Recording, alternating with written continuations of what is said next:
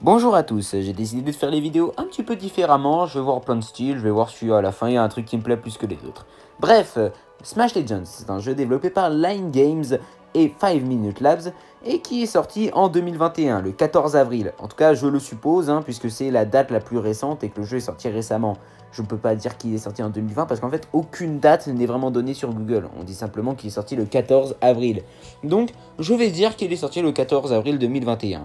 Quant au jeu en lui-même, c'est un jeu de combat en arène dans lequel votre objectif sera de dégommer les autres joueurs avec votre personnage. Et disons que le jeu est plutôt sympathique, mais que malgré tout il a pas mal de défauts. On me l'avait conseillé, mais je me disais que j'allais pas mal appréhender puisque ça ressemble pas mal à pas mal de jeux qu'on a vus comme Brawl Stars ou League of Legends Wild Rift. Malgré tout, j'ai quand même décidé de faire un test dessus avant ces deux autres jeux là, qui sont quand même très très bons. Et du coup, c'est pour ça qu'aujourd'hui je fais ce test et que vous le voyez sur ma chaîne. Bref, bienvenue sur un nouveau test. Aujourd'hui, préparez pistolet, épée et ciseaux. Et oui, ciseaux. Car aujourd'hui, nous allons nous attaquer à Smash Legends.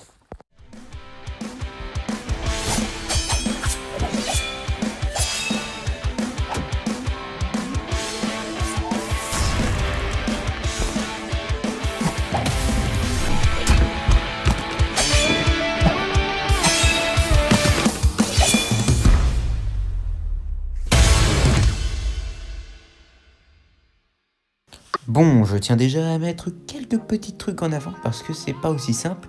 C'est que tout simplement, en fait, Smash Legends, ce sera bien différent de tous les autres jeux de combat. Alors, il y a quelques similitudes avec pas mal d'autres jeux de combat, mais c'est quand même vachement différent dans le gameplay. Et ça se voit extrêmement bien avec un gameplay 4 fois plus bourrin que n'importe quel autre jeu de combat. Et je vous jure, j'étais en permanence en teamfight, c'est-à-dire que en gros, je me battais en permanence. Et c'est là la grosse force du jeu, le côté bourrin, ça donne vraiment une esthétique et un style de jeu vraiment particulier qui est franchement appréciable. Mais bon, on va commencer par faire les choses dans l'ordre habituel, on va commencer par le début du jeu, comme ça vous verrez un petit peu comment ça se déroule, puis ensuite on continuera avec les différents éléments de gameplay. Bon, par contre je tiens à vous prévenir, c'est mon expérience personnelle, donc ne vous moquez pas. Bref, on commence le jeu avec un magnifique écran d'accueil nous menant vers un tutoriel. Ce tutoriel nous apprendra entre autres toutes les bases permettant de jouer au mieux à Smash Legends. Entre autres, on passe par les points normaux, c'est-à-dire le déplacement de notre personnage, l'un des points les plus basiques, et on découvre quelques petits trucs intéressants, comme par exemple le fait qu'on puisse sauter, chose qui n'est pas très présente sur des jeux comme LoL ou encore Brawl Stars, ou encore la possibilité de conquérir des zones en restant à l'intérieur, ce qui sera utile pour le mode domination un peu plus tard. Ensuite, on apprend les bases des combats en généraux. Entre autres, on apprendra les attaques normales qui font des dégâts modérés et qui sont plutôt simples à utiliser, par contre c'est différent selon les personnages. On apprendra également les attaques spéciales qui sont des attaques beaucoup plus fortes mais qui ont une certaine identité, entre autres c'est différent encore une fois avec chaque personnage. Et enfin, on utilise l'attaque ultime. L'attaque ultime c'est une attaque surpuissante qui aura d'immenses effets et qui encore une fois sera différente selon les personnages. Mais bon, je dis ça, on y reviendra. Bref, c'est ainsi qu'on finit le tuto et qu'on pourra lancer notre première partie. Bref, on rentre notre nom et on peut commencer dans une partie dans un mode nommé Domination. Ce mode sera là pour nous aider à nous faire les dents. Entre autres, dans ce mode, on utilisera ce qu'on a appris dans le tutoriel, c'est-à-dire le bouton d'attaque, la domination de zone et tout ce qui va avec. Une fois ce mode terminé, entre autres, on a fini le tutoriel et on pourra accéder à l'écran de fin de partie, qui nous montrera entre autres les différents joueurs et le meilleur joueur de la partie, le MVP. On voit ensuite les différents joueurs, leurs personnages, le nombre de médailles qu'ils ont sur ces personnages et le niveau pouvoir de ces personnages. Car oui, ça a une importance, chaque personnage est unique et chaque personne aura un personnage prédéfini qui utilisera des capacités et des choses uniques. Entre autres, c'est plutôt cool parce que chaque personnage a son design, a sa propre façon d'attaquer, mais surtout a son propre lore. Et oui, le jeu regorge d'un lore, si ça vous intéresse, il y a des comics dans le jeu. Entre autres, on va avoir différents personnages, comme par exemple Peter qui est un personnage un peu plus axé DPS, mais si jamais ça vous plaît plus le rôle de tank, vous pourrez par exemple jouer des personnages comme Kaiser étant extrêmement tanky, ou Cindy un petit peu plus polyvalente avec beaucoup plus de dégâts. Si vous préférez Assassin, vous pouvez jouer Maître Chat, un personnage qui fait beaucoup plus de dégâts, et si vous voulez un juste milieu, vous pouvez jouer Ravi, un personnage qui fait pas mal de dégâts, mais bon, on en reparlera un peu plus tard de lui. Et chaque personnage est original. Dites-vous qu'ils ont même réussi à incruster un canard légendaire. C'est une dinguerie ça. D'ailleurs, au niveau de l'originalité, le jeu a quelque chose à revendre puisqu'on a plein de modes de jeu. Je vais pas tous les citer, mais ils sont beaucoup. Déjà pour commencer, le Domination que je vous ai présenté il y a quelques minutes, mais que je vais vous présenter plus en détail. Entre autres, vous avez une zone, les deux équipes veulent la zone, et donc il va falloir vous battre pour la contrôler. C'est tout simple, donc il vous faudra faire des kills, des éliminations, ainsi, et donc réussir à vous maintenir le plus longtemps dans la zone afin de gagner la partie. C'est clairement un des premiers modes de jeu et pourtant c'est l'un des plus amusants. Et franchement, je trouve que ce mode de jeu est très réussi. Le style contrôle de zone est très bien assumé, et ça, personnellement, j'apprécie beaucoup. Ensuite, on a le mode survivant, ou plus précisément le bataille royale. C'est un battle royale basique à 8 joueurs, dans lequel votre objectif sera d'éliminer tous les autres joueurs afin d'être le dernier survivant. C'est du battle royale classique, vous connaissez très bien, ça a été incrusté sur pas mal de jeux. Sauf que là, c'est très bien amené, puisque les différentes personnes peuvent jouer les uns contre les autres, se dégommer, bref, c'est franchement un mode très sympa. Le seul souci, c'est que le système de heal est pas très bien fait, puisque justement, quand tu perds de la vie, tu ne peux pas la récupérer automatiquement ou quoi. Ici, tu peux simplement souffrir. Malgré tout, ça reste quand même un mode de jeu très amusant, et personnellement, je me suis bien amusé avec le personnage de Rouge ou le personnage de Neige, qui sont des personnages que je vous conseille d'ailleurs pour ce mode de jeu. Sinon, au-delà de ça, il est vraiment très marrant, et c'est l'un des modes de jeu dans lequel j'ai le plus joué, car non plus il me ramène beaucoup de trophées, mais au-delà de ça, j'ai pas besoin de jouer avec d'autres personnes, donc je peux pas tomber sur des gens mauvais. Au-delà de ça, le mode de jeu est génial, je vous le conseille clairement, je l'ai répété 5 fois, mais je m'en fous, je le répète encore. Bref, on a également le mode de jeu match à mort en équipe. Alors, est-ce qu'il y a moyen que je ne vous le présente pas, parce que tout simplement, tout est dans le nom. C'est un match à mort en équipe. En tout cas, pas forcément en équipe. Vous pouvez jouer également avec seulement 2 joueurs. Le but de ce mode de jeu, c'est dit dans le nom. C'est un match à mort, dans lequel votre but sera d'éliminer les adversaires. Ici, c'est du pur combat. Il n'y a que des combats. Vous ne pouvez rien faire d'autre que de tuer d'autres joueurs. Et ce sera d'ailleurs votre objectif principal. Il faudra tuer une dizaine de fois votre ennemi de manière à gagner la partie. Ici, ce mode, il n'y a pas de stratégie, il faut juste foncer dans le tas et espérer que ça passe. C'est un mode de jeu qui est super marrant puisque c'est toujours changeant. Ensuite, on a le mode guerre de récolte, un mode un petit peu plus polyvalent, puisque dans ce mode de jeu, vous jouez 2 équipes qui souhaitent récolter un maximum de mandragores. Ce sont des petits fruits un petit peu partout sur la map. Le souci, c'est que l'équipe ennemie en veut aussi, du coup il va falloir que vous vous battiez pour les obtenir. C'est un mode de jeu que je trouve très intéressant parce que tout simplement rien n'est joué. Du début à la fin, vous pouvez gagner. Et c'est pas un problème au niveau de l'équipe, puisque l'équipe peut très bien se rattraper à la toute fin grâce à un item très intéressant, dont je vous parlerai un peu plus tard, le roi des mandragores. Le roi des mandragores, pour faire simple, c'est un monstre qui apparaît dans les 30 dernières secondes du jeu, et tout simplement, il vous rapporte une vingtaine de points. Et cette vingtaine de points, elle est juste incroyable. Elle peut tellement vous retourner une partie en fait. Au-delà de ça, juste le mode de jeu est génial et je vous le conseille très clairement parce que dans ce mode de jeu, vous allez fortement vous amuser. Par contre, je vous conseille de jouer avec des amis parce que jouer avec des randoms, c'est franchement pas le mieux. Dernier mode de jeu de la vidéo, la garde de la couronne. C'est un mode de jeu que je kiffe. Ce mode de jeu consiste en une garde de couronne. Entre autres, un des joueurs possède une couronne et son objectif sera d'éliminer l'adversaire. Le souci, c'est que l'adversaire possède également une couronne. En gros, votre but, ce sera d'éliminer le joueur ayant la couronne de manière à gagner 3 points. Et si jamais vous éliminez 3 fois les adversaires qui ont une couronne, alors vous gagnez la partie. C'est un mode de jeu dans lequel il faudra alterner aussi bien la défense que l'attaque, puisque non seulement il faudra attaquer pour récupérer l'adversaire à la couronne, mais en même temps, il vous faudra quand même rester bien en défense pour protéger le joueur qui possède la couronne dans votre équipe. C'est violent, il y a énormément de combats, et c'est un teamfight constant pour tuer les adversaires possédant la couronne. C'est un mode de jeu incroyable et clairement, je vous le conseille énormément. Tous ces modes de jeu seront montrés dans une petite arène, les arènes standards et les arènes d'événements qui sont en gros des défis quotidiens si vous voulez, vous gagnez plus d'objets dedans. C'est pour ça que c'est des arènes vraiment intéressantes à faire. Pour finir avec les éléments secondaires, sachez qu'il y a une route médaillée, entre autres c'est votre route de progression. Et je la trouve beaucoup plus intéressante que dans beaucoup d'autres jeux, car ici elle prend en compte votre gameplay pour vous faire débloquer des personnages. Bon, imaginons que je sois en bronze, je ne pourrais débloquer que 5 personnages dans les boîtes de niveau bronze. Mais si jamais je monte au rang supérieur, c'est-à-dire le rang argent, alors j'obtiendrai 3 personnages de plus qui seront débloqués dans les boîtes. De même, si jamais je monte or, j'obtiendrai encore des personnages en plus. Entre autres, plus vous montez haut, plus vous êtes bon donc, et plus vous pouvez obtenir des personnages. Et ça c'est bien, ça veut dire que donc les meilleurs joueurs obtiendront des personnages et donc ce sera rentable pour eux, tandis que les moins bons joueurs, eux, devront s'améliorer pour pouvoir rester au niveau et obtenir des personnages. Et ça, c'est quelque chose que beaucoup de jeux ne font pas et qui pourtant devraient faire parce que c'est franchement très intéressant. Sinon, pour parler de la route en elle-même, elle a des bonnes récompenses, comme par exemple des coffres, des doubleurs de clés qui vous permettent d'obtenir donc plus de coffres, des gemmes ou encore des pièces. C'est très cool. Ensuite, on a le système de demande en ami qui est franchement assez mauvais, on va pas se le cacher. Vous pouvez quand même voir vos amis en ligne, voir comment vous pouvez les inviter via Snapchat, Discord ou encore WhatsApp. Mais on peut pas avoir de suggestions d'amis, donc on peut pas se faire d'amis au-delà de nos connaissances en fait. Malgré tout, on peut quand même jouer bien avec nos connaissances, donc ça reste quand même une bonne idée de l'avoir mis. Ensuite, on a la boutique. Je vais pas vous résumer ce que c'est une boutique dans un jeu de combat de nos jours, puisque c'est tout simple. Entre autres, vous avez des offres payantes, des offres avec des gemmes. Vous pouvez également acheter des points pour les personnages, des cosmétiques, des capacités de ces personnages. Bref, c'est complètement incroyable. Donnez l'argent s'il vous plaît. Tiens, d'ailleurs, en parlant d'argent, super transition, n'est-ce pas ? Vous pourrez également acheter un pass payant qui pourra vous permettre d'obtenir le nouveau personnage de saison via un système de quête qui vous fait améliorer. Ouais, bon, c'est pas ouf. L'un des éléments que je préfère le plus à mon avis, c'est la route de légende. Entre autres, c'est une route spécifique à chaque personnage et dans laquelle, entre autres, vous obtenez des récompenses différentes selon le level de jeu que vous avez avec votre personnage, donc selon son rang.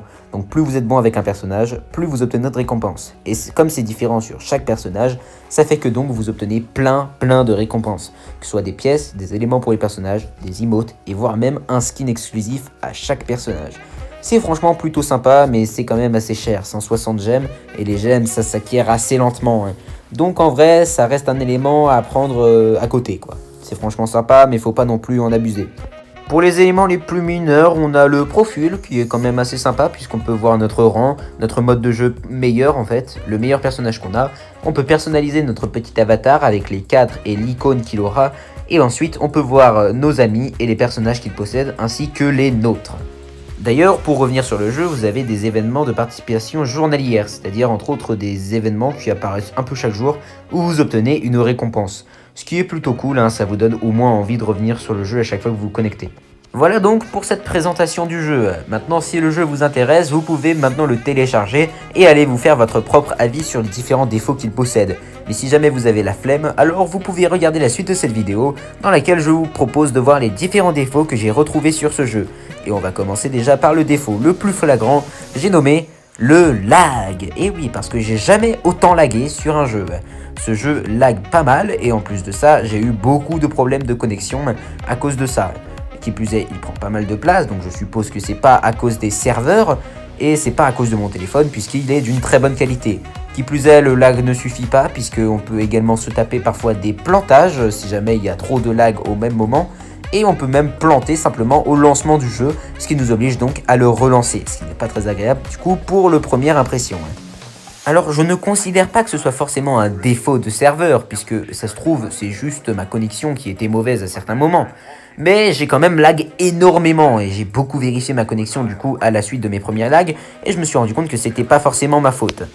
D'ailleurs au moment où j'enregistre cette vidéo il y a beaucoup moins de défauts de lag mais ça reste quand même assez contraignant en général sur le jeu.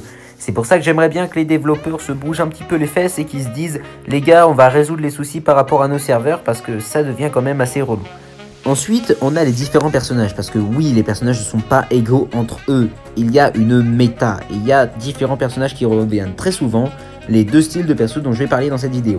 Déjà pour commencer, les long range en général. Je parle ici des personnages comme Robin, Nuit ou encore Crochet, celle que je teste actuellement.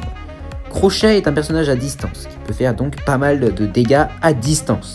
Le fait qu'un personnage à distance existe de base dans un jeu dans lequel une grande majorité des personnages sont au corps à corps, ça donne déjà un assez gros problème, puisque du coup ça veut dire qu'une grande partie des personnages ne peuvent pas répliquer contre elle.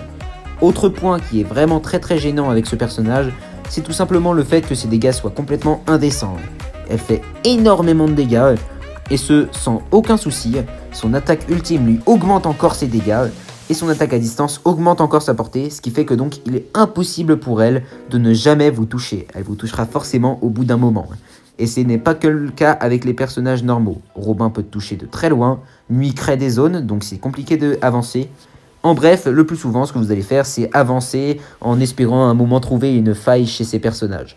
Mais si le gars joue un minimum prudemment et qu'il réussit à donc vous maintenir à distance grâce à ses attaques spéciales, à ses attaques et à ses sauts, vous ne pourrez presque jamais l'approcher. Et lorsque vous réussirez à l'approcher, le plus souvent il vous rééloignera avec une attaque à distance. C'est donc assez relou.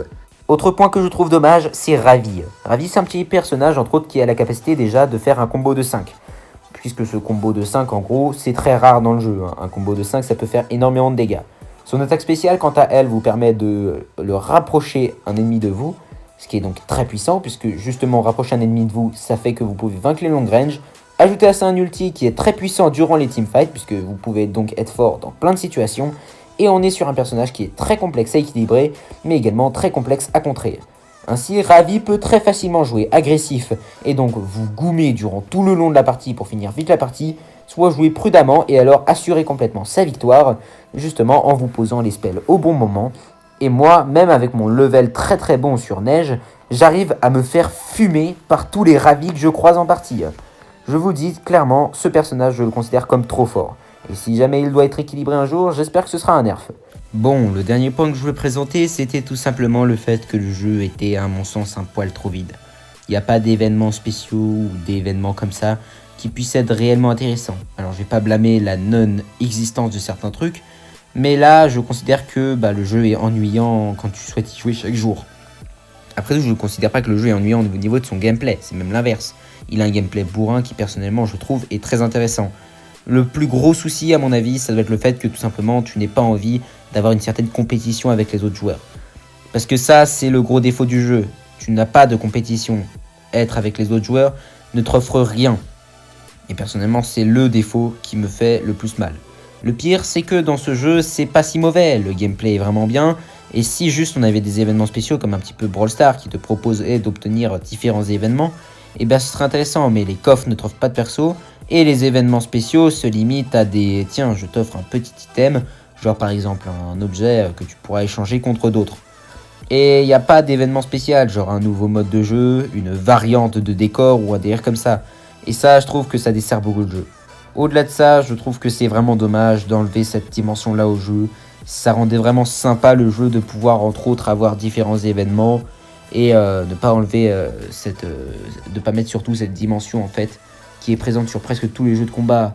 Au jeu Smash Legends, juste pour le rendre différent, c'est pas bon. Je vous le dis, mettre un élément dans un jeu différent des autres, c'est bien, mais ne pas mettre un élément juste pour s'avérer être différent des autres, quand cet événement marche, ça sert pas à grand chose. Alors c'est bien d'avoir un style de gameplay stylé et des trucs comme ça, mais mettre des événements spéciaux, ça rend vraiment un cachet cool au jeu, puisque justement ça le rend vivant, ça donne vraiment envie aux joueurs. Qui plus est, les mises à jour n'aident pas du tout, puisque justement les mises à jour se réfèrent le plus souvent à l'arrivée d'un nouveau personnage et à un événement spécial qui vous donnera la thune. Donc personnellement, je trouve pas ça très intéressant, et ne vous attendez pas à une grosse hype à chaque fois que vous lancez le jeu, parce que le plus souvent, ça va être la même chose à chaque fois. Pour conclure cette vidéo, je dirais que le jeu est très intéressant en général. Il possède un gameplay vraiment unique qui va très bien. Il a un univers à lui, c'est-à-dire qu'il a même un lore, ce qui est vraiment dingue. Il a des petites références à la pop culture si vous regardez bien sur les différents personnages. Et au-delà de ça, le gameplay est aux petits oignons. Le seul défaut que je donnerais réellement au jeu, c'est ceux que j'ai donnés, quoi. C'est-à-dire le fait qu'il y ait certains lags, des problèmes donc de serveur probablement. Le fait également que le jeu soit assez vide au niveau de son contenu en dehors des périodes saisonnières. Donc je considère que le jeu ne peut que être amélioré. Actuellement vous êtes sur un jeu qui marche très bien les développeurs. Il vous suffit simplement d'améliorer le jeu en lui donnant beaucoup plus de gameplay et pas seulement des mises à jour ajoutant quelques petites nouveautés comme un personnage. Et alors ce sera vraiment un jeu excellent. Dernier point que je voulais citer, c'est le fait tout simplement que le jeu était bien en fait. Faut pas considérer que parce que le jeu a des défauts chez moi, il aura les mêmes défauts chez vous. À vous de vous faire votre propre idée sur le jeu. Moi personnellement, j'ai quand même bien aimé faire ce test, et même si le jeu ne m'a pas forcément marqué de fou, ça restera quand même un bon jeu et une bonne expérience que j'ai vécue. Sur ce, si les vidéos vous a plu, n'hésitez pas à vous abonner, ça paye pas de mine, c'est gratuit. N'hésitez pas à partager la chaîne, comme ça on est de plus en plus nombreux. Sachez maintenant que j'aurai des petites annonces à faire en fin de vidéo. Bon, je vais pas non plus faire à chaque fois des annonces, mais en tout cas j'en ai 2 grosses en fin de vidéo, donc restez jusqu'au bout. C'est donc la fin de ce test, et je vous dis à plus pour une prochaine vidéo.